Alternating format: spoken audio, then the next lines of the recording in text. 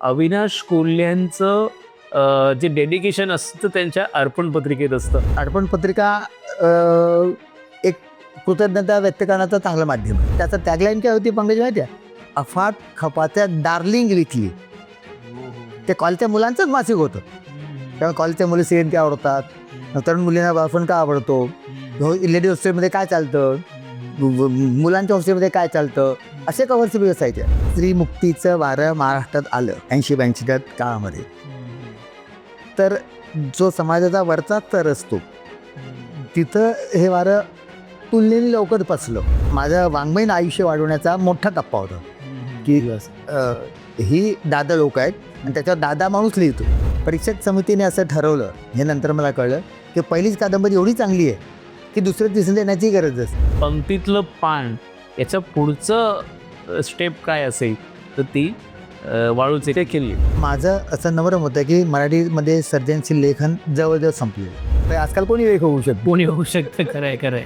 तर त्याच्यामुळे आजकाल गेल्या 10-20 वर्षात गाजलेले कादंबरीकार दुसऱ्या तिसऱ्या कादंबरीत संपलेले आहेत. तुम्हाला असं म्हणायचं आहे का की आत्ताचा जो कादंबरीकार आहे तो कल्पनाशक्तीचा वापर कमी करून अनुभवशक्तीचा वापर? कल्पनाशक्ती नाहीच, जे दिसलं ते लिहून काढायचं. काल देर आर नो नॉवेली, देर आर जर्नलिस्ट. दोनदा कादंबऱ्या वाचायला पंकज होतं की हे लेखक कुठे आहे, लेखकाचा जीवनविषयक दृष्टिकोन कुठे आहे, लेखकाची भूमिका कुठे आहे. गावावरून पुण्यात आलेल्या मुलाला त्यांनी श्री जोशी वाचला, आनंदी गोपाळ, तो लिहिणारा माणूस इथं बसलेला आहे आपल्या समोर बसला. हां, 2 तासात लिहून दे, लगेच संध्याकाळी अप्रूव्ह येईल, उद्या रेकॉर्डिंग येईल, परत चेक मिळेल. बरं, लिहायचं नाही कारण नाव होणार आहे आणि पैसे मिळणार आहे. 100-125 मुलं गल्ली बोळात क्रिकेट खेळते, प्रत्येकाला काय व्हायचे, तेंडुलकर व्हायचे. तेंडुलकर एखादाच होतो. त्या बाजूला एक कोकणस्थ मुलगी बसली होती, तर अरे केस नाही केस. तेव्हा 16-17 वर्षाच्या मुलाला तो एक कल्चरल शॉक होता ना की कोणी माझी चूक काढतं. उद्याचा मोठा कादंबरीकार दलित समाजातून येईल. आगामी तुम्ही आता साहित्य काय लिहिणार आहात का? कादंबरी. नमस्कार.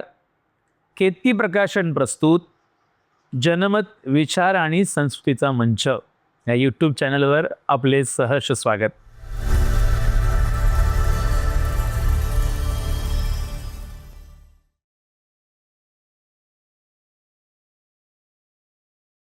एपिसोड 7, 7वा एपिसोड आपल्यासमोर आज आम्ही घेऊन येणार आहोत. आजचे आपले पाहुणे आहेत, त्यांच्याशी आपण एकदम मुक्त चर्चा करणार आहोत कादंबरी आणि इतर विविध विषयांवरती. ते आहेत प्राध्यापक अविनाश कोल्हे सर. राष्ट्रीय, आंतरराष्ट्रीय आणि सर्व तळागाळातल्या विषयांना, राजकारणातल्या, अर्थकारणातल्या, त्याचबरोबर ह्या देशातल्या राज्यघटनेवरची भाष्य, अशा वेगवेगळ्या विषयांवर सरांची व्याख्यानं आणि वृत्तपत्रांमध्ये लेख प्रकाशित होत असतात. सर महाराष्ट्रातल्या तमाम वाचकांना माहीत असलेलं एक नाव, एक कादंबरीकार, एक अभ्यासक, समीक्षक म्हणून सर एक मोठी हस्ती आहेत. आज सरांचं हे मुलाखत घेत असताना मलाही एक वेगळा अनुभव मिळणार आहे. अविनाश कोल्हे सरांची मुलाखत आज आपण ऐकणार आहोत. अविनाश सर, आज आपली मुलाखत घ्यावी म्हणजे खऱ्या अर्थाने मुलाखती घेण्याची जी काही कन्सेप्ट आहे ही आमच्या पिढीने तुमच्याकडनं शिकली. आणि कसं बाबा रेग्युलर फेसबुकवर अपडेट्स आणि मग मुलाखतकारांना नक्की काय विचारावं. समीक्षक म्हणून, एक साहित्यिक म्हणून, एक अभ्यासक म्हणून नेहमी तुम्ही आम्हाला मार्गदर्शक म्हणून राहिलेला, MAच्या विद्यार्थ्यांना, PhDच्या विद्यार्थ्यांना, तमाम वाचकांना देखील, की केवळ लेखक हा काही एक तुम्हाला हातात एखादं साहित्य सुकवतं त्याचं काम संपतं असं नाही. तो सतत सुरू होतं आणि तो तुम्हाला चिंतनशील राहायला सांगतो.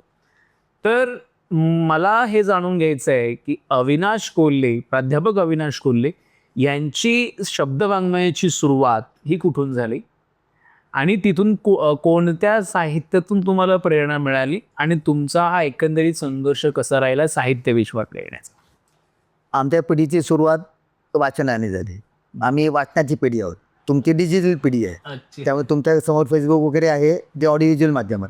आमच्या वेळेस सार्वजनिक लायब्ररीज होत्या आणि घरी येणारी पुस्तकं, मासिकं. त्याच्यामुळे मी उल्लेख करेल माझं जिथे शिक्षण झालं विदर्भातल्या खामगाव या गावाचं, बुलढाणा जिल्ह्यात आहे, तालुक्याचं गाव आहे.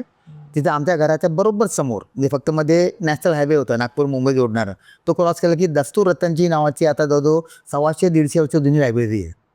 कोणती लायब्ररी आहे? दस्तूर रतनजी सार्वजनिक लायब्ररी खामगावला. तिथं मी खूप पुस्तकं वाचलेली आहे. आजही आहे ती लायब्ररी? आजही आहे. अरे बाबा.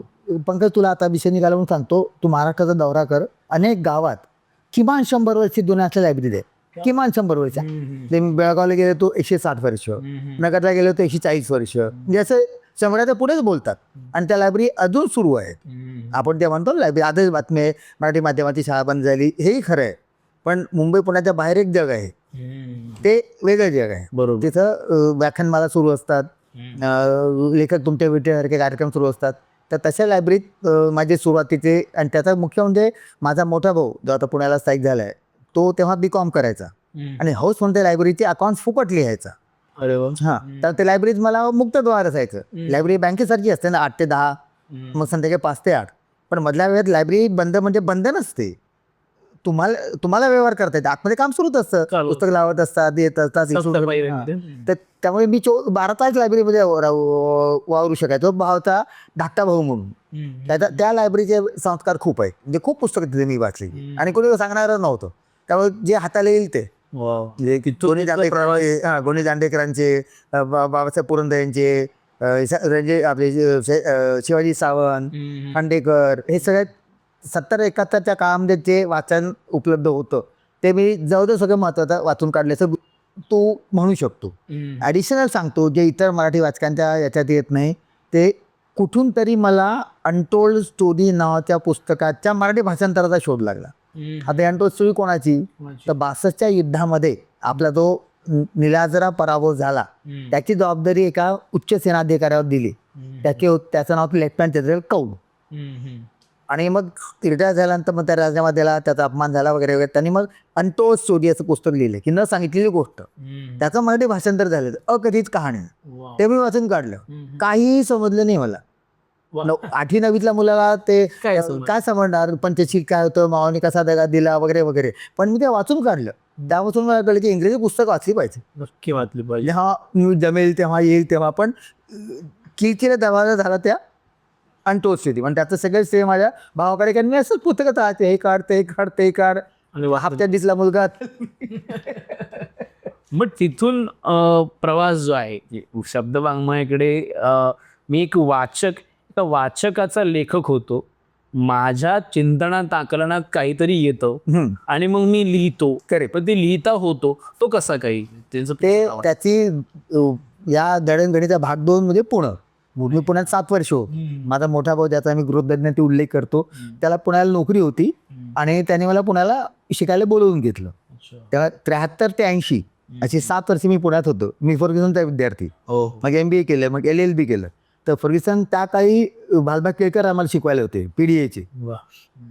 ज्याचे गौरी देशपांडे ते शिकवत असत विद्यार्थी. ते म्हणजे फर्ग्युसनमध्ये महाराष्ट्राचा इतिहासच आहे. प्रकाश माझा पोटोद्यान, ज्युलियन वगैरे सगळं तिथं. R. देशपांड्यांचे वगैरे वाचले, कुसुमांजली वाले, हे सगळे फर्ग्युसनचे विद्यार्थी. तर तेव्हाच्या पुण्यामध्ये वसंत व्याख्यानमाला जी अजून सुरू आहे, आणि केशवराव कोठवारांनी सुरू केलेल्या मॅजेस्टिक गप्पा, ह्या मुंबईच्या नंतर आल्या. ओरिजिनल पुण्याच्या होत. शुक्रवार पेठेत त्यांचं 2-4 मजली इमारत उंच होती आणि गच्चीत त्या मुलाखती असायच्या. त्याच्यात मला ज्या लेखकांना मी वाचलं ते समोर बघायला मिळतात. ग्लॅमरच होतं. गोनी दांडेकर बसले आहेत, बाबासाहेब पुरंदरे बसलेले आहेत, श्री जोशी बसलेले आहेत, दमांगराजर बसलेले आहेत. आणि त्यांच्या गप्पा आपण 5 फुटावरून ऐकतोय. त्यांना वेळ आहे ते विचारू शकतो. हे याची नशा तुम्हाला कळणार नाही, कारण तुम्हाला लेखक सगळ्यात दिसतं. गावावरून पुण्यात आलेल्या मुलाला ज्यांनी श्री जोशी वाचला, आनंदी गोपाळ, तो लिहिणारा माणूस इथं बसलेला आहे आपल्या समोर बसला. हा, आणि तो बोलतोय ते ऐकतोय. असं नाही की बाबा आपण सही घेतली निघून गेलो. 2 मिनिटाचा व्यवहार नाही तो. 1.5 तास बोलतात, आपण ऐकतो, आपण विचारू शकतो, नंतर त्यांच्या घरी जाऊ शकतो. मी पुण्यात किती लोकांच्या घरी गेलेलो आहे. कधी माडगुळकरांच्या घरी जायचो. बरोबर. रिजविता तिरुपल्लीच्या घरी 2-3 वेळा गेलो होतो. असं एक नशाच असते ना एका भेटला. मग तुमची लिखाणाची सुरुवात कुठून झाली?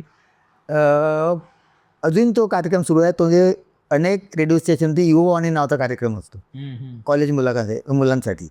तर त्याच्यात मला एका मित्राचा कोणीतरी असं ते वाद पेटत तुमच्यापर्यंत येते ना, तशीच माझ्यापर्यंत आली की काहीतरी युवकांच्या मनातलं असं काहीतरी तू लिहून. हां. आणि पटकन लिहून दे. म्हणजे ते जर्नलिझम म्हणते ते मी पुढे जर्नलिस्टिक लिहाण करा, त्याची सुरुवात एका प्रकारे तिथे झाली की 2 तासात लिहून दे, लगेच संध्याकाळी अप्रूव्हल येईल, उद्या रेकॉर्डिंग येईल, परत चेक मिळेल. चेक मिळेल म्हटल्यावर ती ताबडतोब म्हणजे करत असते कॉलेजच्या मुलांना पैसे नेहमीच कमी पडतात. आणि त्याची गरजही आहे. तेव्हा मग मी विचार करत होतो फर्ग्युसनच्या कॅन्टीनमध्ये की काय लिहावं. बरं लिहायचं नाही कारण नाव होणार आहे आणि पैसे मिळणार आहे. पैसे मिळणार मुद्दा. हा, आणि हे एवढं सगळं वाचन करताना मला असं वाटतं की हे आपल्याला जमू शकेल. केलं नव्हतं कधी. तर ते क्रिकेट बघताना असं वाटतं ना की आपण क्रिकेट खेळू शकतो, खेळलेलं नाहीये, पण ते सगळं बघून मला असं वाटतं की मला जमू शकेल. मग मी दुपारी 3-3:30 वाजता जेव्हा फर्ग्युसनची कॅन्टीन कसं असतं की 3 ते 3:20 ब्रेक असतो. 3:20 नंतर प्रॅक्टिकलला मुलं जातात आणि त्यांच्या लेक्चरनंतर घरी जातात. त्यामुळे 3:30 ते 4:30-5 हे एकंदर कॅम्पस शांत असतं, कॅन्टीन पण शांत असतं. ते मी ते कॅन्टीनमध्ये बसून विचार करतो की काय करावं. आणि माझ्या लक्षात आलं की ज्या क्रिकेटचं आपल्याला हे आहे आवड आहे, त्या क्रिकेटमध्ये भारतभर मुलं क्रिकेट खेळतात. आमच्या पिढीचा हिरो म्हणजे गावस्कर, तेंडुलकर वगैरे खूप पुढे आलं. आमच्या पिढीचा गावस्कर सनी, आमच्या प्रेमाच्या बसचे सनी. तर प्रत्येकाला असं वाटतं गावस्कर व्हावं, पण प्रत्येकाने गावस्कर होत नाही. या क्षणी मुंबईत सुद्धा 100-125 मुलं गल्ली बोळात क्रिकेट खेळते. प्रत्येकाला काय व्हायचे? तेंडुलकर व्हायचे. तेंडुलकर एखादाच होतो, पण असे ते गल्लीतले गावस्कर असतात. त्या लघु निबंधाचं शीर्षक असतं तो गल्लीतले गावस्कर. असे गल्लीने गावस्कर असतात आणि त्यांच्या गल्लीपुरतेच राहतात, पण ते गल्लीतले असतात. असे ते मग एकदा तुला माहिती, एकदा तो जम किक झाला मग पुढे लिहिणं काही मोठी गोष्ट नसते. ते फिरत मी चांगला लेख बसवला, तो आवडला, रेकॉर्ड झाला, पैसे मिळाले, मग तिथून ते सुरू झालं. तिथून प्रेरणा मिळाली. मग दुसरा लेख लिहिला मी त्याच्यात विधात्याची चूक. माझ्या लक्षात आलं की समजा तुला डोळे दिले, तुला एखादी गोष्ट बघायची डोळे बंद करून घेतो, पण एखादी गोष्ट ऐकायची नाही, त्याचं कान बंद नाही करता येत ना. नाही बरोबर, ते ऐकता येते, ते ऐकावंच लागतं. ऐका. पण समजा मला सिनेमा बघायचा, मी डोळे बंद करून I refuse to be part of this, पण त्याचं कानाच्या संदर्भात नाहीये. काही चांगलं वाईट, घाणेरडं चांगलं वाईट ते तुम्हाला ऐकावंच लागतं. तर असं का विधात्यांनी केलं असेल? तर सहनशीलता वाढवावी, लोकांचं म्हणणं इच्छा असून असं ऐकून घे म्हणून ते विधात्यांनी चूक नाही, विधात्यांनी डेलिबरेटली केलेलं आहे. त्याचं ह्या डोळे बंद करता, त्याचं कान बंद करायला काय वेळ लागतो? तसं काहीतरी एखादं मेकॅनिझम करता आलं असतं की नाही. अगदी बरोबर. हां, पण तसं त्यांनी केलं नाही, कारण त्याला कुठेतरी आता या 18-19 वर्षाच्या मुलाचे विचार आहेत, त्याच्यात सगळ्यात फडके खांडेकरांचा प्रभाव स्पष्ट दिसतो. अगदी पण इथून ती सुरुवात झाली. अगदीच म्हणजे अगदी बऱ्याच मोठ्या ह्याच्यानी हे म्हटलेलं आहे की आमचं बालपण, आम्ही शेक्सपियर वाचलं म्हणजे आमचं बालपण समृद्ध झालं. तसंच मराठी साहित्यामध्ये जर कोणी ही सर्व साहित्य दमा मिराजरापासून लोक वाचले असतील, तुमचं बालपण समृद्ध झालं, तुम्ही सुदृढ झाले, नंतर तुम्ही मोठे झाले आणि मग तुमच्या लेखन पद्धती आणि वाचन पद्धती तुमची बदलली असली तरी तो भाग वेगळा असेल, तर त्याला काय हे म्हणणं नाही. पण आत्ता नुकतीच तुमची कन्या झाली हो, ही कादंबरी प्रकाशित, चौथी कादंबरी प्रकाशित झाली. मी त्याकडे येणार तुमच्या अवधी साहित्याकडे, पण सध्या ती मार्केटमध्ये नावाजते आहे, गाजते आहे, लोकांच्या समीक्षकांच्या पदरी पडते आहे, वाचकांना देखील ती मी आता फेसबुकवरून, सध्या फेसबुक हे माध्यम फारच ओपन जोरात आहे आणि तिथे ते सगळं दिसतंय की कन्या झाली हो ही कादंबरी लोक आवडीने घेत आहेत, वाचतायत आणि त्याची एक चांगली प्रतिमा तयार होते. ती कादंबरी, त्यामागची निर्मिती आणि मग आणि विशेष करून अविनाश कोल्ह्यांचं जे डेडिकेशन असतं त्यांच्या अर्पण पत्रिकेत असतं, हे मला आजपर्यंत माहिती आहे. मग त्याच्या अर्पण पत्रिकेत काय विशेष तुम्ही? आधी अर्पण पत्रिकेपासून सुरुवात करू. अगदी बोला. मी ब्राह्मणेतर समाजातला, विदर्भातला, ग्रामीण भागातला, तिथून मी पुण्याला आलो, मग मुंबईकर झालो. या सगळ्या प्रवासामध्ये अनेक लोकांनी, अनेक संस्थांनी, अनेक व्यक्तींनी मला मदत केली. तर मला असं वाटलं की अर्पण पत्रिका एक कृतज्ञता व्यक्त करण्याचं चांगलं माध्यम आहे. आपण सगळेच पुस्तकं वाचतो, तू पण 1000 पुस्तकं वाचले असतील, 1000 वाचले असतील. अर्पण पत्रिका कशा असतात? भालचंद्र नेमाडे यांना प्रेमाने, वाल्य कुलकर्णी यांना, गंगाधर काळे यांना आदरपूर्वक.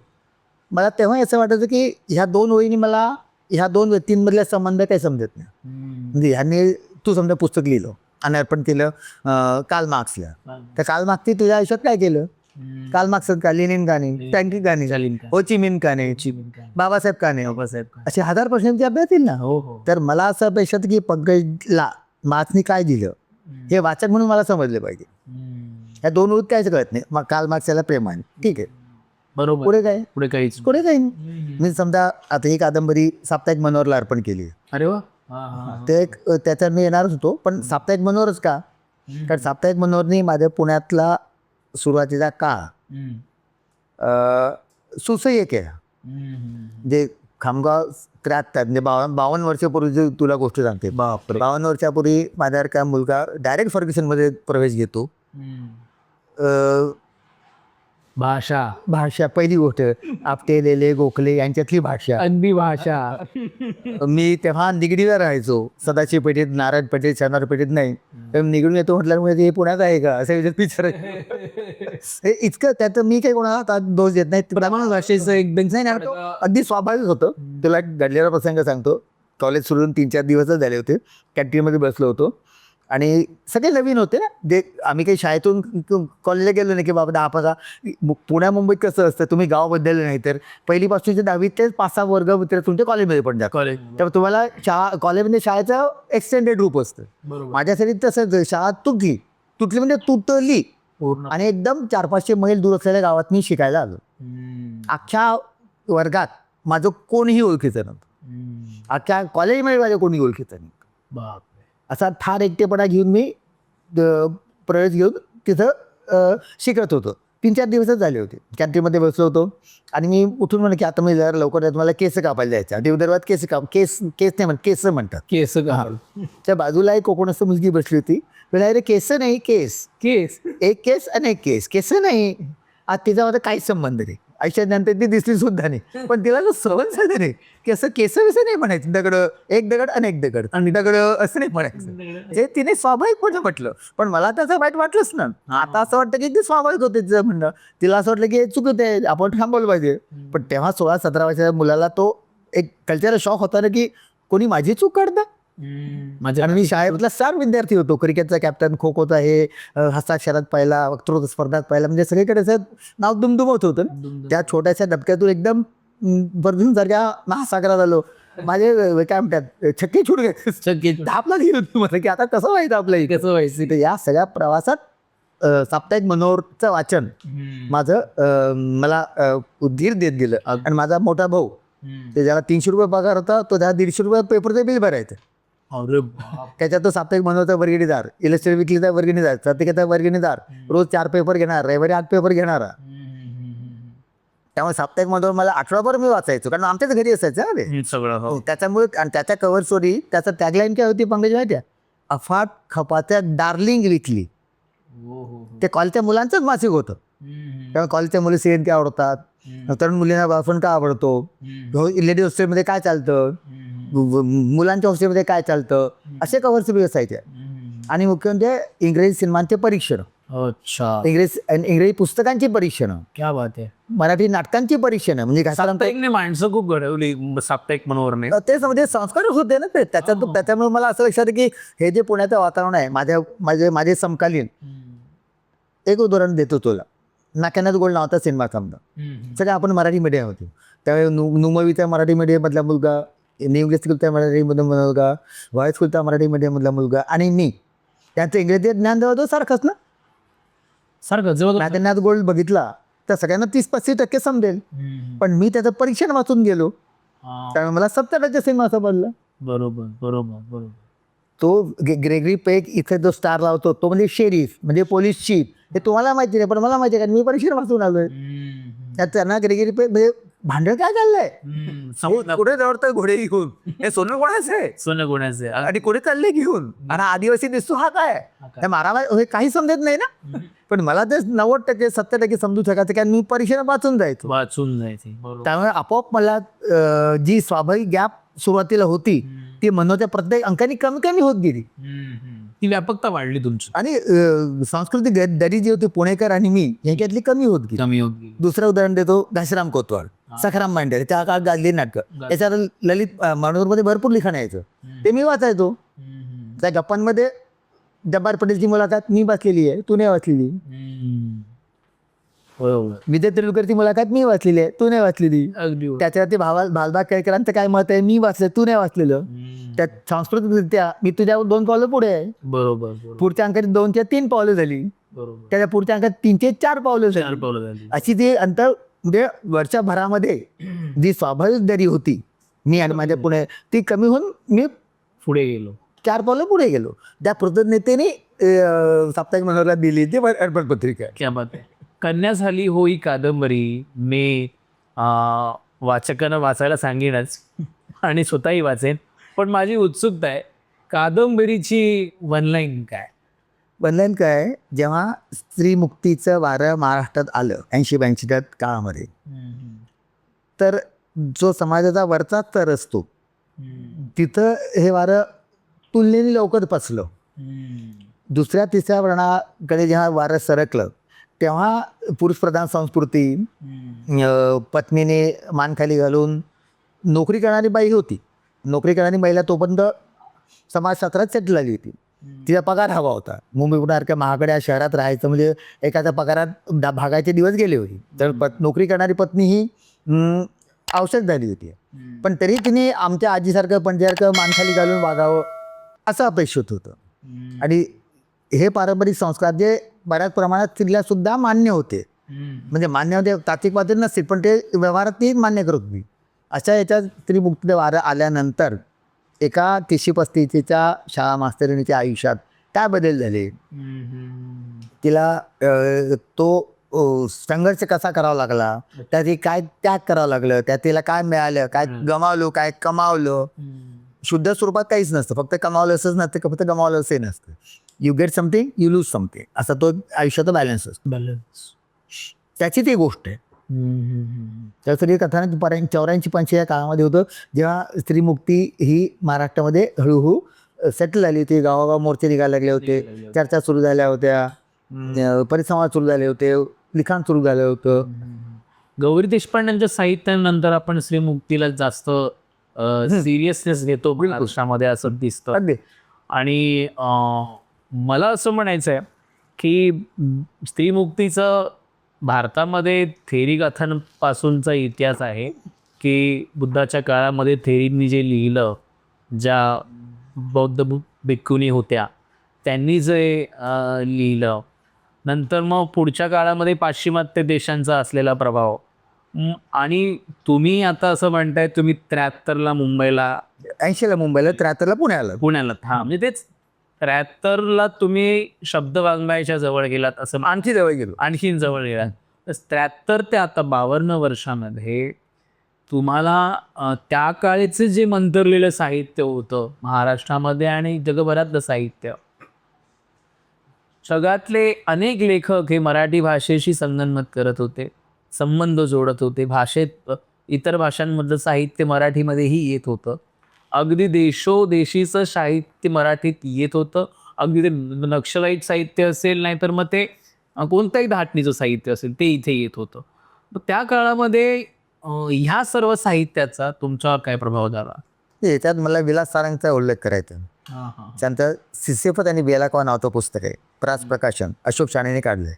तर त्यांनी 4 अस्तित्ववादी लेखांचं ते पुस्तक आहे. सात्रे, काम्यू, काफका, बेकेट. म्हणजे ते लेख वाचायला आम्हाला दार्शनिक चारी सगळे म्हणजे दादाच लोक आहे ना, दादा नको. आणि विलास सारंगसारखा अभ्यासू त्याच्यावर लिहितो. म्हणजे सोने पे सुहागा म्हणतात ते असं. सोमाय गोमाय लिहित नाही. सोमाय गोमाय आजकाल गुगल वाचून लिहू शकतात. काय मोठी गोष्ट नाही. आता आजकाल कोणी लेख होऊ शकतो, कोणी होऊ शकतं. खरंय खरंय. पण त्या विलास सारंगसारखा पाश्चात्य साहित्य कोळून पाहिलेला डबल PhD असलेला माणूस, त्यांनी लिहिले ते लेख, त्याचा तो संग्रह, त्यात म्हणजे माझं वाङ्मयीन आयुष्य वाढवण्याचा मोठा टप्पा होता की ही दादा लोक आहेत आणि त्याच्यावर दादा माणूस लिहितो. बरोबर. त्याच्यावर ते अतिशय महत्त्वाचं होतं. नंतर मग भाषांतर यायला लागली होती. पॉप्युलर इंग्रजीचं वाङ्मयाचं वाचन वाढलं होतं. इंग्रजी भीती कमी झाली होती. पुण्याला फर्ग्युसनचा उल्लेख केला, त्याच्या अगदी बाजूला ब्रिटिश काउन्सिलची लायब्ररी होती, ब्रिटिश गव्हर्नमेंटची. त्याचा मी मेंबर झालो होतो. अरे वा. आणि मग तिथून मग फॉस्टर, शॉची नाटकं, शेक्सपियरची नाटकं, गायस्वर्दीच्या कादंबऱ्या, 4 डिकन्सच्या कादंबऱ्या, जे ब्रिटिश लेखक होते दादा दादा लोक. हां म्हणजे ते मला आठवतं, मी पहिली इंग्रजी कादंबरी वाचली in first the passage to India. ती का वाचली तेही सांगतो. कसं असतं, भाषा बाजूला काढ, संस्कृती घे.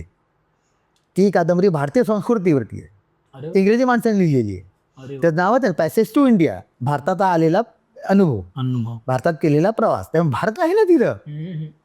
त्यामुळे त्यातले कॅरेक्टर गोड बोले, डॉक्टर अझीज, जे मला मी मॅनेज करू शकतो. मिस्टर मॅन्सफिल्ड असं नाव आणि डॉक्टर गोडबोले, याच्यात कोणाशी माझी जवळीक होऊ शकते, गोडबोलेशी. त्याच्यामुळे ती कादंबरी मी पहिल्यांदा वाचली. कारण मला लक्षात की भाषा इंग्रजी असली तरी कल्चर भारतीय आहे. हां. मग इतर एकातून दुसरा तिसरा ते चौथा असं वाढतच जातं ना. तसं वाचन वाढतं गेलं. अगदी. तुमच्या बोलण्यातून सतत भाषांतरांच्या पुस्तकांचा उल्लेख जास्त मला आठवतो. अर्थातच भाषांतर आणि आपण त्याला अनुवाद म्हणून थोडं पुढे जाऊ, की भाषांतराची पुढची स्टेप अनुवाद आहे. तर अनुवादन होणं आणि भाषांतर होणं ही भाषा समृद्ध होण्याची लक्षणं आहेत. कोणतीही भाषा ती भाषांतरामुळे आणि अनुवादनामुळे समृद्ध होत जाते. तर जशी हिंदी भाषा समृद्ध झाली, मराठी भाषा आजही होते, पण अभिजात मराठी भाषा झाल्यानंतर आज भाषांतर आणि अनुवादन हे बऱ्या प्रकारे चाललंय की थांबलंय, कशा अवस्थेमध्ये ते भाषांतर खूप होत आहेत. इनफॅक्ट भाषांतराच्या संमेलन सुद्धा होतात, अनुवादक संमेलन वगैरे. त्यामुळे भाषांतर हा चांगला व्यवसाय आहे, फक्त त्याची दर्जा सांभाळला पाहिजे. आणि तू बघ ना, कुठल्या चांगल्या प्रकाशक बघ, त्याच्या प्रकाशकांनी भाषांतराची जास्त फोकस केलेला दिसतो. जे सध्या 10 पुस्तकं त्यांची वर्षात आली असतील, जे 6 भाषांतराची असतात. बरोबर. मी रंगदेवतेचं आणलं रूप असे तुमचे जे मुंबईतील एक अमराठी रंगभूमीवरती तुम्ही ते लिहिलं. मराठी रंगभूमीवर बोलणारी भरपूर माणसं बोलतात किंवा लिहितात, काही प्रमाणात ते सादरही करतात. पण अमराठी रंगभूमीवर तुम्हाला लिहावंसं का वाटलं त्या काळात? हां, आता पुण्याला आलो, पुण्यात 7 वर्ष काढली. पुण्यात असताना, खरं तर शाळेत असतानापासून मी रविवारची महाराष्ट्रांची पुरवणी, रसायनचे अंक, चांगले दिवे अंक मन लावून वाचायचे. त्याच्यात माधव मंदोरांचे लेख असायचे, ज्ञानेश्वर नाडकर्णींचे लेख असायचे, पाश्चात्य सिनेमे, पाश्चात्य नाटकं, जी गावी ज्यांची फक्त मला नावं माहिती होती. लॉरेन्स ऑफ अरेबिया हा सिनेमा आहे, याच्यावर मी लेख वाचला. बघण्याची शक्यता शून्य. त्याच्यातून मी पुण्यात आलोय. पुण्यात सुद्धा तेव्हाच्या पुण्यात 70 ते 80 या 7 वर्षाच्या पुण्यामध्ये मुंबईत जशी प्रभात फिल्म सोसायटी होती, जागतिक दर्जाच्या सिनेमात दाखवणारी, तशी पुण्यात तेव्हा नव्हती. बरोबर. पुण्यात तेव्हा इंग्रजी नाटकं मंचित होत नसत. बरोबर. ह्या 2 गोष्टीसाठी मला पुणेकर सोडून मुंबईकर व्हावं लागलं. आणि म्हणून मी 80 साली मुंबईकर झालो आणि पहिल्या पगार झालेला प्रभातचा मेंबर आहे. आणि तेव्हा देखील प्रभातचे चित्रपट पाहिले. आणि तुला तो का सांगतो, तेव्हा मधल्या स्टेशनच्या बाहेर ताराबाई हॉल आहे, तिचं ते आठवड्यातून 2 सिनेमे दाखवायचे. मंगळवारी 6चा शो, तोच 9 वाजता. शुक्रवारी 6चा शो, तोच 9 वाजता. क्या बात. हां, आणि ते मरीलाईन स्टेशन, ते ट्रेन प्लॅटफॉर्मच्या सिद्धी बाहेरच आहे. हां, त्याच्यामुळे तिथं मी जवळजवळ 100-150 जागतिक दर्जाचे सिनेमे बघितले त्या काळात. आणि इंग्रजी नाटकं, NCPA, पृथ्वी, तेव्हा इतर जे छोटे नेता मुकेश अंबानी सेंटर, हे आता अलीकडच्या गोष्ट आहे. हां, ते नवीन जे व्हेन्यू झाले ते आता यशवंत चव्हाण, काल आपण नाटक बघितलं चव्हाण सेंटरला, हे पण तेव्हा नव्हतं ना. ते गेल्या 20-25 वर्षातल्या घटना आहेत. तेव्हा NCPA आणि पृथ्वी ह्या 2 कारणासाठी मी, आणि तेव्हा माझ्या लक्षात आलं की हे वेगळं जग आहे. मराठी नाटकं प्रायोगिक म्हणा, व्यावसायिक म्हणा, आणि पाश्चात्य नाटकं. म्हणजे मी पहिलं नाटक बघितलं होतं death of a salesman, Arthur मिलरचं. आणि मला वाटलं, बाप रे, असं नाटक असतं, असं असू शकतं नाटकात, अशा समस्या मांडू शकतात. आणि म्हणजे भेलकांना झालं तुम्हाला, कारण तोपर्यंत तोपर्यंत मी आपल्या मराठी नाटकातले प्रायोगिक वगैरे बघू शकलो. ते त्यात काही मला फार धक्कादायक वाटत नव्हतं. हे म्हणजे कायच्या काय झालं म्हटलं, माणूस भेडसावून टाकणारी हे असते.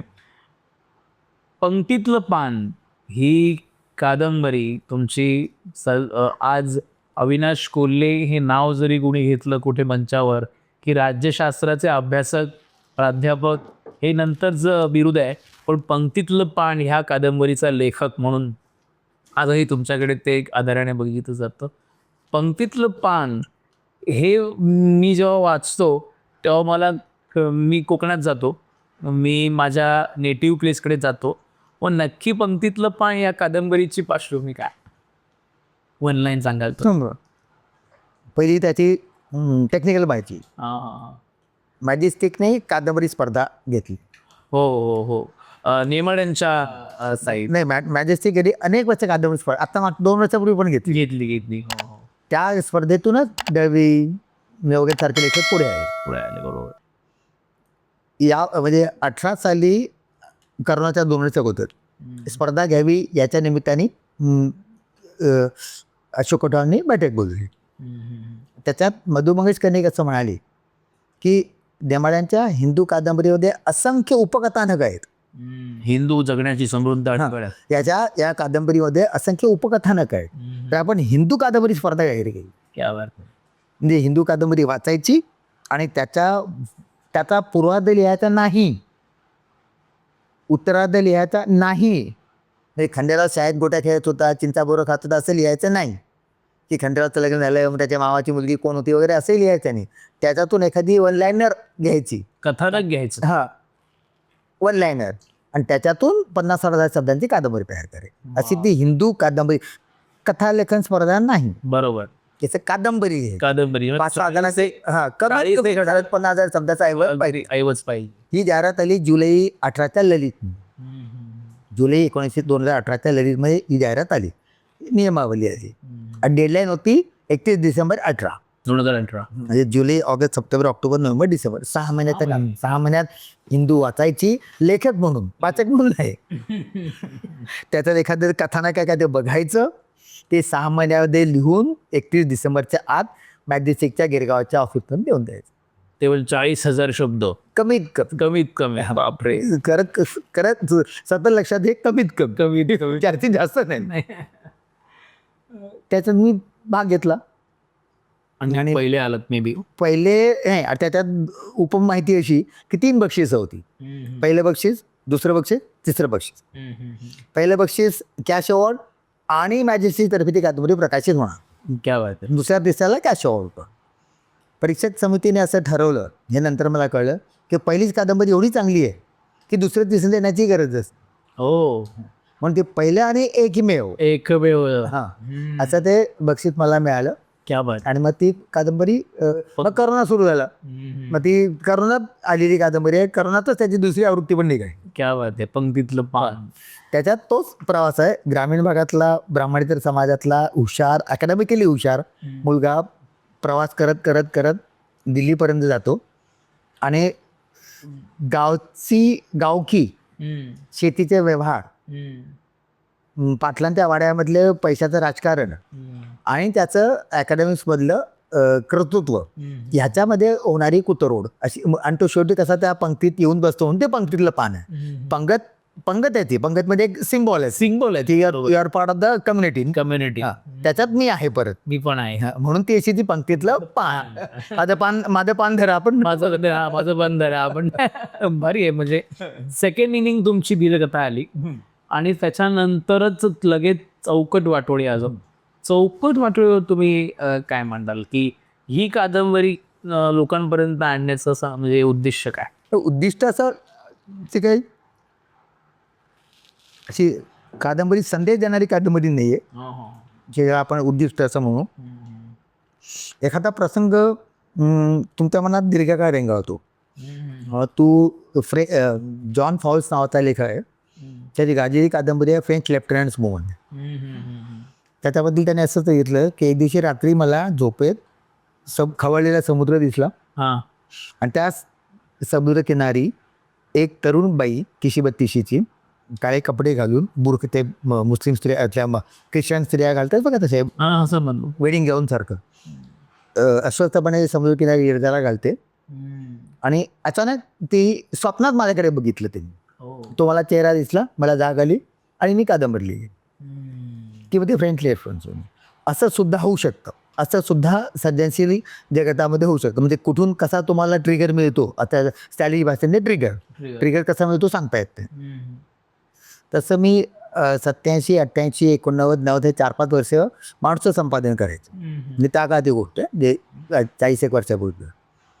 शनिवारी जायचो आणि रविवारी दुपारी 3:20ची डेक्कन एक्सप्रेस पकडून मुंबईला परत यायचो. असं ते माझं तेव्हाचं दर पाराचं रुटीन होतं. 1:30-2 वाजता मी पुणे स्टेशनवरती आलो, जेवलो आणि गाडी वेळ होता म्हणून असं भटकत होतो. तर SC पुण्याचा, तुला पुण्याची लोकेशनमध्ये पुणे स्टेशन, PMTचा बस स्टॉप आणि SC स्टँड. तर तिथं मला एक बाई, अशी मिडलेली बाई, हसून रडताना दिसली. एकटी बाई, ती बॅग वगैरे घेऊन अशी कुठेतरी रागारागाने नवऱ्याची, सासूची, कोणाशी भांडून ती माहिती वगैरे जात असावी. तेवढ्यात गाडीची वेळ झाली, मग मी गाडी पकडण्याने गेली. पण ती रडणारी बाई, ही प्रतिमा माझ्या मनात 20-25 वर्ष ठाण मांडून बसली होती. आणि मग ती कादंबरी त्याच्यातून, त्या दृश्यातून निघाली असं म्हणायला हरकत नाही. चांगली आहे, वाईट आहे, हे वाचकाने ठरवावं की ती जी चौकट आहे पण वाटोळी आहे पण चौकट आहे. अगदी असं ते अलीकडेच डिंपल प्रकाशनाने प्रकाशित केले वाळूचे किल्ले, ही एक कादंबरी असं म्हणता येईल की ती पण विक्रमी कादंबरी आहे सध्या. की बाबा पंक्तीतलं पान याच्या पुढचं स्टेप काय असेल तर ती वाळूचे किल्ल्यांवरती तुम्ही मी कादंबरी वाचली आहे.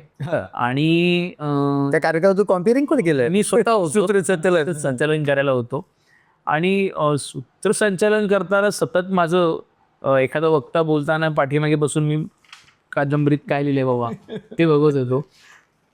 कादंबरीची नायिका आजही मला असं वाटतं वाळूच्या किल्ल्यामधली नायिका वाचकांना अथवा काही चांगल्या अभ्यासकांना देखील मूळ नायिका त्यांना कळलेली नाही असं मला वाटतं. बरं, की त्याच्यामध्ये जी खूप डेडिकेशन आहे आणि समाजाने आखलेल्या एका परिघामध्ये आहे ती त्यांना नायिका वाटते.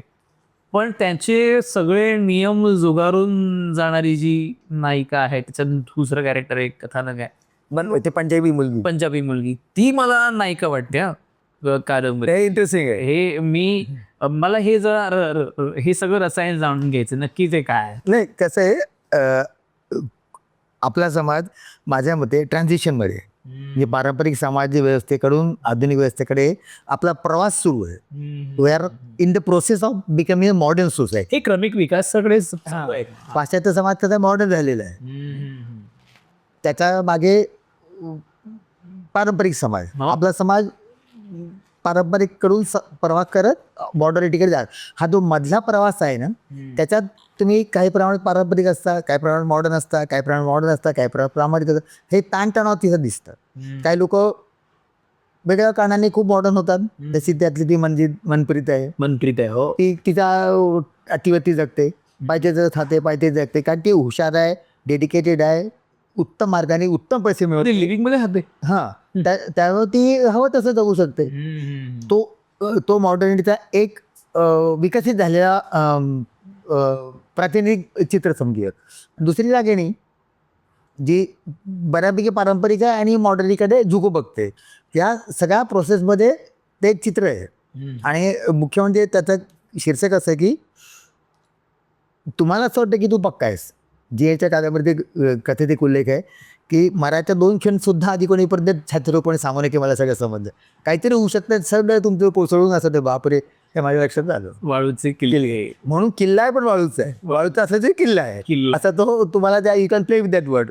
त्यावेळेस तिन्ही पात्रांना एका प्रसंगातून जाण्या अगोदर परत असं वाटतं की मी काय जिंकलो आयुष्यात, मला पाहिजे ते मी, म्हणजे माझे सगळे प्रश्न सुटले. त्यात म्हात्रे का ती रागिणी म्हणा, तो डॉक्टर म्हणा, सगळ्यांना असं वाटतं की I have settle my life. या प्रसंगातून, या बोगद्यातून गेलेली गाडी बाहेर, त्या लोकांना तिघांना असं वाटतं की बापरे, हे काय ते झालं वेगळंच होतं. तुला एक सिनेमा सांगतो अवश्य बघा, अरण्येर दिनरात्री नावाचा सिनेमा आहे सत्यजितचा. कोणता? अरण्येर दिनरात्री. अरण्यात काढलेले दिवस आणि रात्र असे 3-4 तरुण मुलं विकेंडसाठी जंगलात जातात आणि रविवारी संध्याकाळी किंवा सोमवारी परत येतात. त्या 48 तासात जंगलात गेलेले चहा आणि जंगलातून बाहेर आलेले चहा पूर्ण वेगळे झाले. त्या 48 तासात त्यांच्या भावविश्वामध्ये ढळून निघावं असे अनुभव आले. तसे या तिघांचं आहे. कादंबरी सुरू होते तेव्हाही तिघं, त्यात कादंबरी संपते तेव्हा ते तिघं. कॉन्स्टंटाईन ती मनप्रीत, कारण ती खरीच जिंकली आहे. खरंच जिंकली. मला ती खरी वाटते. हां, तिने आधुनिक बोली आत्मसात केली आहे. मन लावून काम करावं, भरपूर कष्ट करावे, भरपूर पैसे मिळावे, माणसं पाहिजे तसं जगावं, बेकायदेशीर नव्हे. नाही, there is nothing illegal about it. Illegal नाही. हां, जे सगळ्या कायद्याच्या चौकटीत राहून पण तुम्हाला असं तसं जगता येऊ शकतं. त्याचा तो स्वातंत्र्य नावाच्या गोष्टीचा त्याची तरी बरं ती मिळवावं लागतं. जे कर्तृत्व दाखवून, काम करून, नाव कमवून, अगदी. असं ते काय गुळखोबरं नाही की स्वातंत्र्य वाटून बसून केलं तू पण घे तू पण घे तू पण. ते मिळवावं लागतं, असं स्वातंत्र्य मिळत नाही. एक तुम्ही 73 पासून शब्द वाङ्मयाच्या सानिध्यात वाढले, मोठे झालेत. तुम्ही ह्या राज्यशास्त्राचे प्राध्यापक झालात, अभ्यासक राहिलात. तुम्ही जागतिक, आंतरराष्ट्रीय आणि राष्ट्रीय अगदी तळागाळातल्या विषयांवरती वृत्तपत्रामध्ये लिहिता. एक वृत्तपत्र लेखक, एक स्तंभलेखक, एक कादंबरीकार, एक मी तर म्हणेन तुम्ही कुठे कुठे कवी आहात. कवी म्हणते राज्यघटनेवर राज्यघटनेवर तुमचे अभ्यासक असल्यामुळे तुम्ही एक एक हा सगळा कॅनव्हास एवढा मोठा, कुठेही कोऱ्या कागदावर दुसरा कलर टाकण्याची जागा नाही असा कॅनव्हास असलेला तुमचा सगळा मोठा परीघ.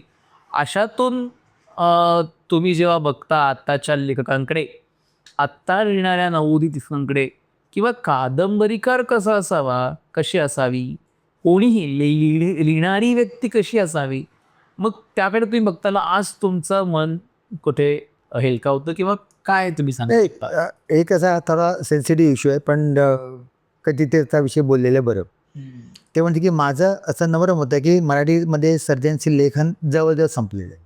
हो, जे असं म्हणजे आत्मचरित्रात्मक लिहितात, त्याला कादंबरी म्हणायचं, त्याला कथा म्हणायच्या, अनुभव नमूद करणं म्हणजे सर्जनशील लिखाण, असं काहीतरी विचित्र समीकरण निर्माण झालेलं आहे. ते फार धोकादायक आहे. मी शाळा कॉलेजमध्ये असताना ललितमध्ये गाडगिळांचा एक लेख वाचला होता, गंगाधर गाडगिळांचा. ते प्रत्येक लेखकाने करिअरच्या सुरुवातीचे 10-20 वर्ष तरी स्वतःच्या आयुष्यावरती लिहू नये. तेव्हा कल्पकता, परकाया प्रवेश, तुमचं अनुभव घेणं, बघणं, हे लेखकाचं काम आहे. स्वतःचं आयुष्य लिहितं सगळ्यांनी आत्मचरित्र लिहिलं, प्रत्येकाने कादंबरी लिहू शकतो ना. अगदी अगदी बरोबर आहे का त्याच्यामध्ये? तर त्याच्यामुळे आजकाल गेल्या 10-20 वर्षात गाजलेले कादंबरीकार दुसऱ्या तिसऱ्या कादंबरीत संपलेले आहेत. एक कादंबरीकार दाखव मला ज्याच्या 5 कादंबऱ्या आहेत. या दिवसात गेल्या 15-20 वर्षातले सगळे मोठे मोठे पारितोषिक घेतलेली, वेर आर दे टुडे? तुला असं दिसेल की नाही कोणी फारच लिहित, कारण जे आणि त्याचं असं लिहितं की एक कथा वाचली, 2 कथा वाचल्या. तुम्हाला असं म्हणायचं आहे का की आत्ताचा जो कादंबरीकार आहे तो कल्पनाशक्तीचा वापर कमी करून अनुभवशक्तीचा शक्ती नाहीच, जे दिसलं ते लिहून काढायचं, म्हणजे एकंदरीत आत्मचरित्र जवळजवळ फक्त मीच ऐवजी तो करायचं आणि त्याची कादंबरी करायची. म्हणजे त्यामुळं मग तो रिपोर्टर झाला की मग मी एका व्याख्यानात म्हणाला की आजकाल there are no novelist, there are journalist. Journalist. हां, त्याबद्दल हां. आणि जर्नलिस्ट तरी त्याला रोज नवीन नवीन काय दिसतं. साधी 9 ते 5 नोकरी करणारे जर कादंबरीकार असेल तर तो एकच कादंबरी लिहीन, 2 लिहीन, पुढे काय पुढे काही अनेक खरंच यादी करतो. गेल्या 10-20 वर्षात सुरुवातीला जी नावं होती, ज्यांना हे बक्षीस मिळालं, ते बक्षीस मिळालं, हे फाउंडेशनचं, त्या फाउंडेशनचं, आज 2025 ते कुठे आहेत? आणि गेल्या 20-25 वर्षात त्याच्यावर किती कादंबऱ्या आहेत? तुला आपोआप म्हणजे रिव्हिलिंग होईल की अरे याची कादंबरी 20 वर्षापूर्वी, पुढे काही, याची कादंबरी 15 वर्षापूर्वी आली, पुढे काही. पण ज्यांनी लिहिल्या त्यांनी पण त्याच कादंबरी जराच कॉपीज काढलेले आहेत. अगदी बरोबर. थोडंसं बरोबरचा बदल करू. त्याच्यामुळं हा जो लेखकत्व, लेखकाचं लेखक पण असतं ते क्षीण झालेलं आहे मराठी ही. आणि सगळ्यात जास्त दुसरं म्हणजे संपादक नाही आहेत. हो, महाराष्ट्रात ग्रंथसंपादक नाहीत, मासिकांचे संपादक नाही आहेत. त्याच्यामुळं जे लिहिलं ते छापून येतं. तिसरा त्याला जोडून मुद्दा घ्यायचा म्हणजे छपायच्या तंत्रज्ञानात जी क्रांती झाली त्याचे वाईट भाग म्हणजे पुस्तक छपायच्या खर्चात झालेली हे काय म्हणतात कमी it has reduce the cost. फेसबुकवर तुम्हाला जाहिराती फुकट करायला मिळतात. तर असं वाटतं की सोपं आहे. हां आहे काय की लिहून टाकू कादंबरी ऐकायला नाही काय काय नाही काय बरोबर त्याच्यावरचं काही तत्वचिंतन नाहीये. यात काही तत्वचिंतन आहे लेखक म्हणतो काही भूमिका नाही तुझं ऑब्झर्व याच्यात जे दोनदा कादंबऱ्या वाचल्यानं पंकज होतं की याच्यात लेखक कुठे आहे लेखकाचा जीवनविषयक दृष्टिकोन कुठे आहे लेखकाची भूमिका कुठे आहे. मी कुठे चात्राने आपल्या गॉर्कीने एका आई हां आईच्या का मायनुसते प्रस्थान दिलं की लेखकाचं मोठेपण तो वाङ्मयात घेतलेल्या भूमिकेवर ठरतं. वा आईच्या भूमिकाच नाही लिहून काढलं लिहून त्याच्यामुळे कसला कादंबरी का कादंबरीकार. अशी थोडीशी निराशजनक परिस्थिती आहे. अविनाश सर, महाराष्ट्रातल्या तमाम लोकांमध्ये आणि त्या काळातल्या 70-71 आणि 70 आणि 80च्या दशकातल्या एकंदरीत पिढीमध्ये सत्यकथेचं एक मोठं अलौकिक स्थान होतं अलौकिक स्थान. काय प्रश्न सत्यकथा आणि मग तुम्ही म्हणजे सत्यकथेतून तुमची कशी काय जो एक प्रवास सुरू झाला तो कसा राहिला. त्याची सुरुवात खरं पुण्यापासून झाली. सचिन बाबे माझे पहिले गुरु असं समजूया. ते मौज परिवारातले राम पटोले ते त्याचे हरे तुटले हरे राम हरे सदाशिव अशी मैत्री. त्यामुळे त्यांचं नाव घेऊन मी सत्यकथेत जायला लागलो. एक गोष्ट आधी स्पष्ट करू दे की मी सत्यकथेत कधीही लिहिलं नाही. त्यामुळे सत्यकथेचा आम्ही 4-3 लेखक नाही आहे. एक कथा दिली होती त्यांच्या पद्धतीप्रमाणे त्यांनी 2 महिन्यात ती वाचून परत दिली. त्या काम करायला सांगितलं. मी माझ्या खानदानी पणे ते काम केलं नाही. तर सत्यकथेत माझं नाव कधी छापून आलं नाही हे आधी लक्षात घे. आता मी तिथं जायला लागलो 80च्या सप्टेंबरमध्ये आणि ती बंद झाली जुलैच्या 82मध्ये जे जवळ 1.5-2 वर्ष 80चा दिव्यांक 81चा दिव्यांक आणि बाकीचे अंक असे मी बरं काय होतं तेव्हा मी मुंबईत नवीन होतो. नातेवाईक नव्हते मित्र नव्हतं. 5.5 साल ऑफिस संपलं आणि मी राहायचो ठाकूरवारला. ऑफिस होतं गिरगावला. तुला मुंबईची लोकॅलिटी माहिती आहे 2 स्टॉपचं अंतर. 2 स्टॉप ऑफिस संपलं की सत्यकथेत जाऊन बसायचं त्यांच्याशी गप्पा करायच्या निघायच्या चहा प्यायचा आणि आपल्या राहण्याच्या जागी जायचं. तर ते दिवस असे होते पंकज की मी जवळजवळ रोज सत्यकथेत जायचो जवळजवळ.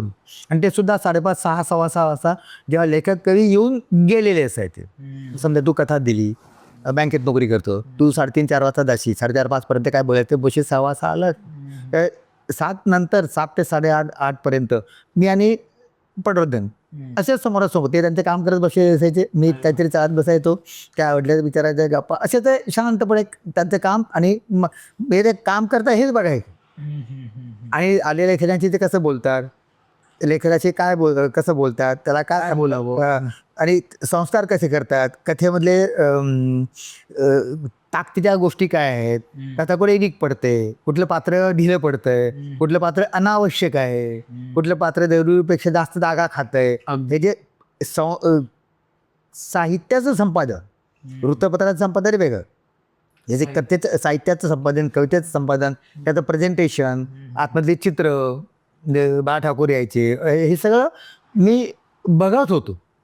आणि तो माझ्या दृष्टीने आज फार मोठा ठेवा झालेला आहे. बसता घरच होतं तेव्हा काही वाटत नव्हतं काय चाललंय आपण बसलो. पण आज असं वाटतं की कळत न कळत ते प्रकारचं शिक्षण होतं संस्थेला आपण बरीचशा शिक्षण म्हणतो कंटिन्युअस एज्युकेशन तसं ते कंटिन्युअस एज्युकेशन सारखं. अगदी त्याच काळामध्ये दलित साहित्य आलं मार्क्सवादी साहित्य आलं आणि इथे अनेक प्रगतिशील साहित्यांची एक मोठी फळी उभी राहिली.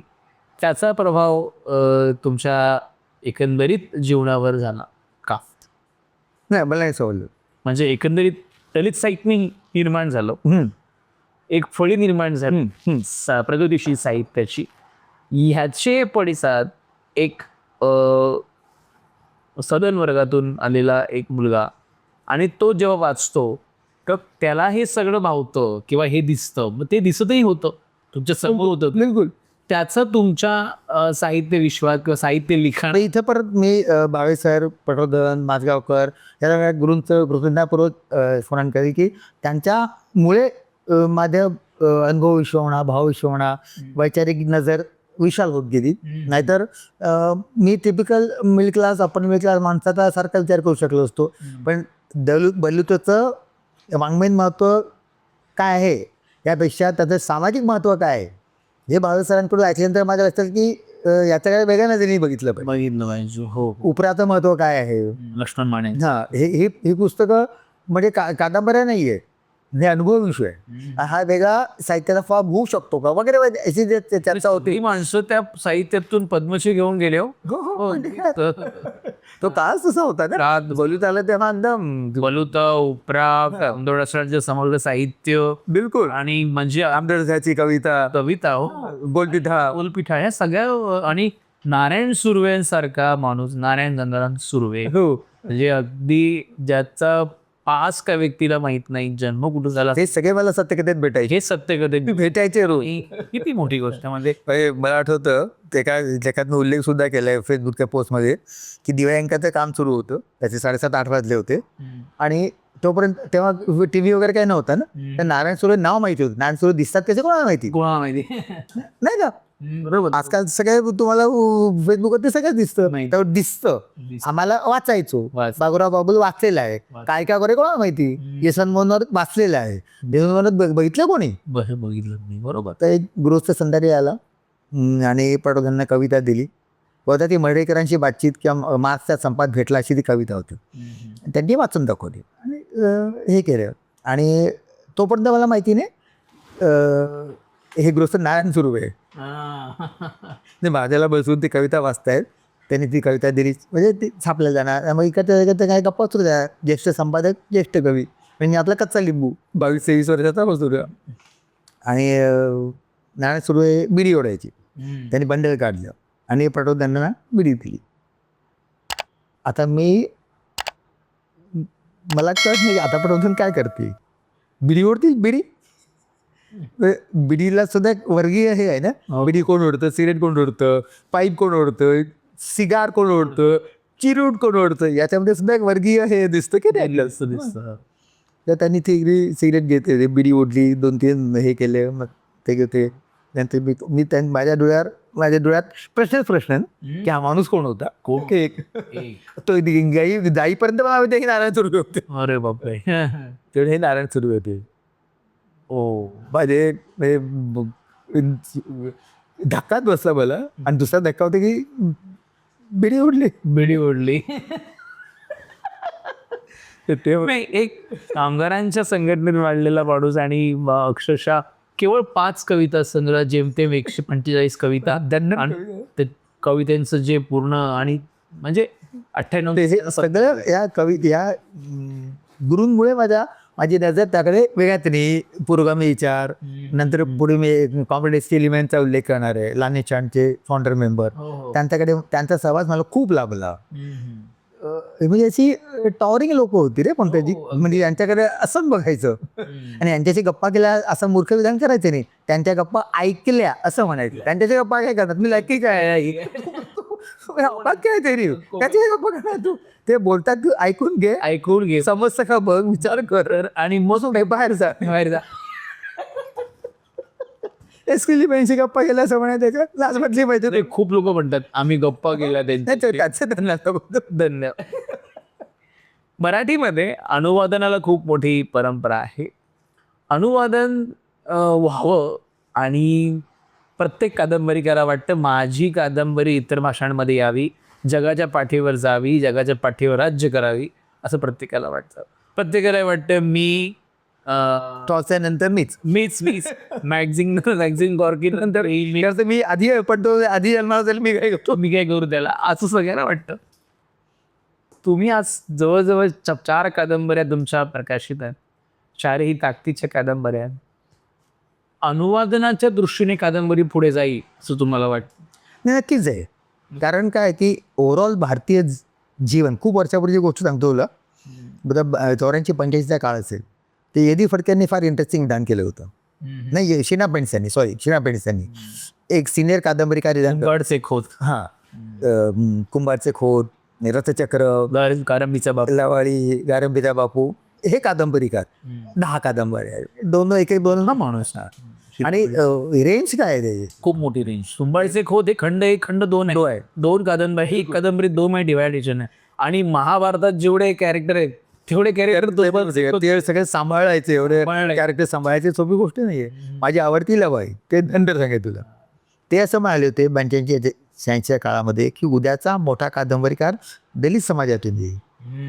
कारण जे अनुभव रॉ दिसतं ते चित्रण त्यात सामाजिक घटकामध्ये आज शक्य आहे. हा मुद्दा लक्षात ठेव. दुर्दैवाने ते अजून तरी खरं झालं नाही. मी विधान काय करतो आहे, अजून तरी ते खरं झालं नाही. उद्या खरं होणार असं नाही, उद्या खरं होऊ शकेल. पण साहित्याला, मोठ्या साहित्याला जे मोठं रॉ मटेरियल लागतं ते त्या काळाच्या जीवनामध्ये शक्य आहे. अगदी वरच्या याच्यामध्ये मोठी कादंबरी नाही होणार. म्हणजे कादंबरी लिहिल्या जात आहेतच, पण ते कसं 70% विद्यार्थी आहे, 95% नाही. हा 95% विद्यार्थी दुसरा असेल. आणि हे भावपातीपासून सुरू झालं. वाचू नका वगैरे हे सगळे जे आलं हे म्हणजे प्रस्थापित समाज व्यवस्थेच्या खालचे जे स्तर आहेत, चक्र हो, माहींची खाडी, हे काय कादंबरी आहे. आत्ता पण एक कामाटी गुरं कादंबरी जाधवची, आमच्या वाशीचा जाधवची भन्नाट कादंबरी आहे. बऱ्याचशा कादंबऱ्या आता अयोध्या नावाची कादंबरी आहे जी काही ना जी सध्या चर्चेमध्ये आहे. अशा अनेक कादंबऱ्या आता येत आहेत आणि त्या एक भेडसावून टाकणारे काहीतरी गणित सांगतायत, देशाच्या भूमिका सांगतायत. मी देशाच्या भूमिकेवरून असं म्हणेन, भारतीयत्व हे लेखकाच्या साहित्यात दिसलं पाहिजे का, असं तुमचं मत आहे? नाही, कसं आहे असं, आणि आता जे साहित्यिक म्हणतात की आम्ही लिहितो, खरंच त्यांच्यामध्ये भारतीयत्व आलेलं आहे का? त्याच्यात माझ्यावरती लेखकत्वच नाही, भारतीयत्व पुढची गोष्ट आहे. मी आधी जे 10-15 मिनिटावर बोललो की हे लेखकच नाही आहेत, हे सगळे रिपोर्टर आहेत, जे दिसतं ते बघतात. त्याच्यामुळे त्याच्यात भारतीयत्व आहेत का, लेखकत्व आहेत का, हे मुद्देच उपस्थित होत नाही तिथं. आता भारतीयत्व कसं युरोपियन लेखकाचं वाङ्मय ओळखता येतं, तसं भारतीय लेखकाचं साहित्य वाचून भारतीयत्व त्याच्यामध्ये दिसलं तर आपोआप भारतीयत्व त्याच्यात आलंच ना. आर.के. नारायण, मुल्कराज आनंद हे जागतिक पातळीवर गेलेले लेखक आहेत. आजच्या काळामध्ये अनिता देसाई, समान रुड्डी, हे सगळे जे नंतरची नावं आहेत, आपला तो अरुंधती रॉय, यांच्या हे भाषा इंग्रजी वापरतात, पण आत्मा भारतीयच आहे ना. भारतीयत त्यामुळे ते समजा अरुंधती रॉयची कादंबरी किंवा विक्रम सेठची कादंबरी एखाद्या स्पॅनिश माणसाने स्पॅनिश भाषेत वाचली तर त्याला काय Indian novel, yes, though it is in his language, it will be translated in the Spanish. So Arundhati रावची इंग्रजी कादंबरी तो माणूस स्पॅनिशमध्ये वाचतोय, पण त्याला माहिती आहे कादंबरी भारतीय. अगदी की गॉर्कीची मदर मी मराठीच वाचतोय, पण मला माहिती आहे रशियन कादंबरी. त्यातला आत्मा रशियन आहे, आत्मा पाश्चात्य आहे. हे जे वेगळ्या तऱ्हेचं जजमेंट असतं ना, ते तुम्हाला म्हणून भाषांतर करताना खूप सावधगिरी बाळगावं लागतं की ते कल्चरगत पकडता आलं पाहिजे. नाही तर प्राचीला गच्ची असं भाषांतर ते फार हास्यास्पद गुटगुटगाचा विषय आलाय. गीतांजली लिहिल्यानंतर रवींद्रनाथ टागोर आता पुन्हा नोबेल भारतात शक्य? आता मी कालच ज्ञानपीठ अवॉर्ड मिळालेली विनोद कुमार शुक्ल यांच्या भिंतीला खिडकी होती ही कादंबरी कुमार शुक्ल आत्ताच मिळाला, आत्ता परवा दिवशी. त्या येत्या नववारमध्ये माझा दीर्घ लेख असेल. मला असं वाटलं की this is good, but this is not of international standard. हे चांगली कादंबरी आहे, इट्स अ गुड मटेरियल, पण याची वैश्विक नाही. हो बापरे, असं त्याचा हे होत नाही. त्यामुळं त्याच्या अगोदर ब्लॅक हिल्स नावाची कादंबरी वाचली, ममंग दाई नावाच्या आसाम एकाची. ब्लॅक हिल्स इंग्रजीमध्ये, मराठीत काळा पहाड. ते सुद्धा कसं होतं की त्या एका अनुभवाच्या तुकड्याचं 1840च्या आसाममध्ये झालेल्या संघर्षाचं ते वर्णन आहे. चांगलं आहे, साहित्य अकादमी अवॉर्ड वगैरे आहे. पण does it go to international level असा प्रश्न विचारला तर मला ठामपणे हो असं उत्तर देता येणार नाही. हे आता हे 2-3च वाचलेले आहे सध्या. आणखी वरच्यापर्यंत आपण भेटलो, कारण माझ्या नवभारतमध्ये आता कॉलम सुरू झालं आहे, साहित्य अकादमी अवॉर्ड विनर कादंबरीकार, त्याचा दुसरा लेख येईल. आणखी वर्षापर्यंत 10-12 कादंबऱ्या वाचून काढल्या साहित्य अकादमी पुरस्कार विजेत्या, तर मी तुला या विधानाला पुरावे देत हे विधान कर. आता हे टेंटेटिव्ह विधान आहे, हे खात्री नाही मला. 2 कादंबऱ्या वाचून मी धाडसाने विधान करणार नाही. 10 वारा वाचून झाल्यानंतर हेच विधान मी पोरासह करेल. पण आज गट फिलिंग असं आहे की हे इंटरनॅशनल स्टँडर्डला नाही जात. नाही हां, हे छान आहे, वाचायला छान आहे, गुड. पण असं हां, असं बापरे, जसं थॉमस मानची कादंबरी वाचल्यानंतर, गुंटरदासची कादंबरी वाचल्यानंतर की बापरे, म्हणणार आहे साहेब कायच्या काहीच आहे यार, कायच्या काहीच आहे. लिहितच. तर ते जे आहे नव्या पिढीला तुम्ही काय सांगाल नव्या पिढीला लेखनाच्या दृष्टीने? नाही तर सांगतो, एक तर त्यांना खूप घाई झालेली दिसते मला, म्हणजे आज लिहिणे उद्या छापलं की ते आता आधी छापू मग लिहू असं असू शकतं. तर ती घाई जरा कमी केली आणि आपल्या पूर्वसुरीने काय करून ठेवलंय, आधी आपल्या मराठीच्या जो समजा तू कादंबरी लिहितो, तर गेल्या 15-20 वर्षातल्या 5-50 वर्षातल्या 10 चांगल्या कादंबऱ्या त्या आधी वाचशील की नाही. बरोबर आहे. ते तुला नेवाडे माहिती नाही, नेवाड तुला पेन्से माहिती नाही, पेन्सिल नाही माहिती. तुला रणांगण माहिती नाही, आणि तू एकदम कादंबरी घ्यायला बसला, हरकत काहीच नाही. लोकशाही देशामध्ये काही करता येतं, पण काही नाही करायचं. जरा लेखकाची म्हणून जी जबाबदारी असते, ज्या बालकुलकर्णी हाय सिरियसनेस असं विचार की फार गंभीरपणे एक करायचं. वाङ्मय हा फार गंभीर प्रश्न आहे आणि दुर्दैवाने आपल्याकडे तो सगळ्यात सोपी कला म्हणून बघितल्या जात. तर कोणी लिहू शकतं. तुला चित्रकार व्हायचंय, जे मध्ये जा, 5 वर्षे काढ, 5 वर्षी शिक कोणाकडून तरी, परंपरा शिक, प्रॅक्टिस कर, मग तुला समाज कलाकार म्हणून बघ. तुला गायक व्हायचंय, कोणातरी गंडा बांध, 10-12 वर्ष घसा साफ कर, मग तू समाजासमोर आहे. जे प्रत्येक कलेला एक फॉर्मल ट्रेनिंगचं कोणाचं एक पारंपरिक आणि सेटल झालेलं स्ट्रक्चर आहे. लेखकाला काहीच ते कागद पेन घ्यायचं, लिहिली कादंबरी, ऐकत नाही का, नाही काय. पण समग्र साहित्य वाचल्याशिवाय तुम्ही तुम्हाला किमान त्या धाटणीचं वाचलं पाहिजे. शिवाय त्या अनुभवाचे वेगवेगळे कंगोरे आहेत, काय उचलावं, काय घ्यावं. गंगाधर गाडी असं म्हणाल की एका अनुभवात अनेक शक्यता असतात, त्यातल्या शक्यतांची तुम्हाला अशी सिक्वेन्स लावावं लागतो, म्हणजे ते कथासूत्र विकसित होत जातं. बरोबर. ते विकसित करण्यासाठी जे लागते ते जर नसेल तर मग ते वर्णन होईल सगळं, असं झालं, तसं झालं. अगदी. वाचन संस्कृती महोत्सव केतकी प्रकाशन घेत आहे आणि आम्ही महाराष्ट्रभर वेगवेगळ्या शाळा महाविद्यालयांमध्ये वाचन संस्कृती ही का महत्त्वाची, आज 3 ऑक्टोबर 2024ला मराठी भाषा अभिजात झाल्यानंतरपासून आत्तापर्यंत अनेक शाळा महाविद्यालयांमध्ये आम्ही हा प्रकल्प राबवतो आहोत. तर वाचन संस्कृती ही आजच्या काळामध्ये का महत्त्वाची आहे, त्यातून तुम्ही कसे घडणार आहात, तर त्या अनुषंगाने तुम्हाला आवडलेली काही पुस्तकं, तुमच्या आयुष्यात एक वेगळा पगडा टाकलेली पुस्तकं जी आहेत ती तुम्ही आमच्या वाचकांना तुम्ही सांगाल करू शकतो ना. हां, अगदी लहानपणी वाचलेले पुस्तकांचे उल्लेख केलेले आहेत. स्मरणगाथा होती गोनी दांडेकरांची, नंतर बेडेकरांचे विषय रांगणं होतं, पेन्सिलच्या कादंबऱ्या, खास करून लवारी जी मला फार आवडते. ते एक लोअर मिडल क्लास माणसाचं आयुष्य हे कादंबरीचा विषय होऊ शकतो. हाच ब्रेक थ्रू आहे. नेमाड्यांच्या कादंबऱ्या आहेत, कोसला, दरीला, तांगदेव, चतुष्ट, हिंदू असे कादंबरीकार आपल्याकडे चांगले आहेत. अगदी परिस्थिती वाईट आहे असं नाही, पण ते नवीन कादंबरीकार फार आश्वासन घेत नाहीत असं वाटत नाही. कथाकार आहेत, आत्मचरित्र आहेत, लक्ष्मी टिळकांचं. मी आता मध्यंतरी एका महत्त्वाची कथा वाचली, गर्भार क्षणांच्या गोष्टी, आया गोरेगावकर यांची.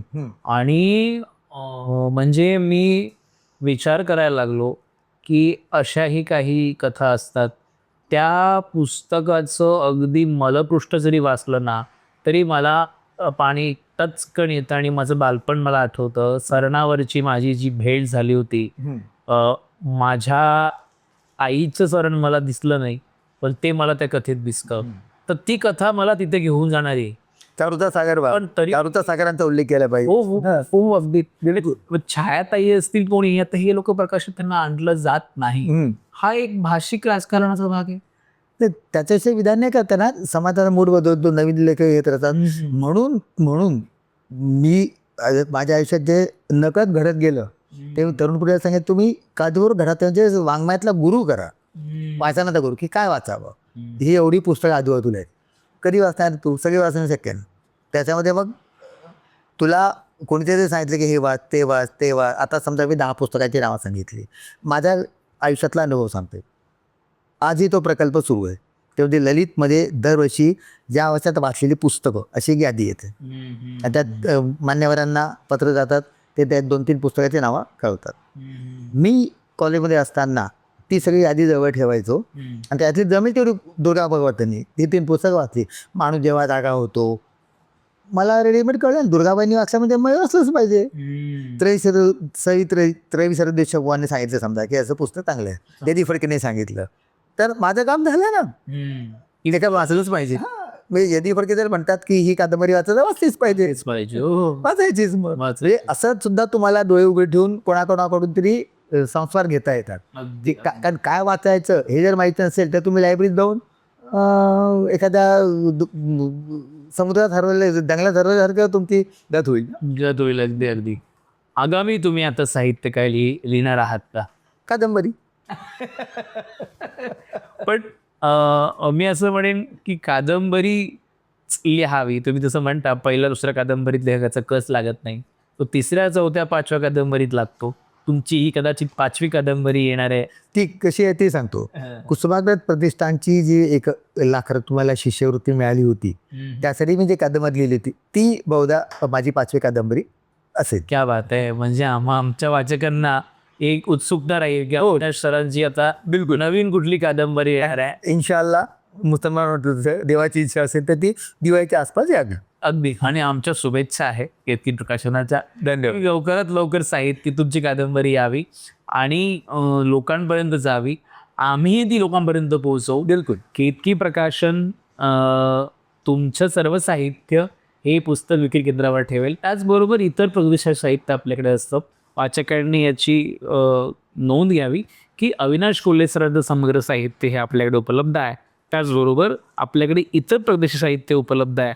आपण ते सर्व साहित्य पुस्तक विक्री केंद्र केतकी प्रकाशनच्या पॅनलवरून आपण घेऊ शकता आणि आपण आपल्यापर्यंत ऑनलाईन मागवू पण शकता ना. ऑनलाईन मागवू शकता. आपला ॲप आहे, ॲपच्या माध्यमातून आपण मागवू शकता. तर अगदीच सर, आपण फार कमी काळात आमच्याशी संपर्क साधलात आणि आम्ही आमच्या या म्हणजे आम्ही तुम्हाला रिक्वेस्टच केली म्हणावी हे तुम्ही आम्हाला मान दिलात हा आणि आलात आणि थँक्यू. धन्यवाद. माणसाला जीवन जगत असताना एक मित्र लागतो. तो मित्र म्हणजे कायमस्वरूपी असणारा माणूसच असेल असं जरुरी नाही. ते मित्र म्हणजे आपल्याकडे असणारी पुस्तकं, साहित्य.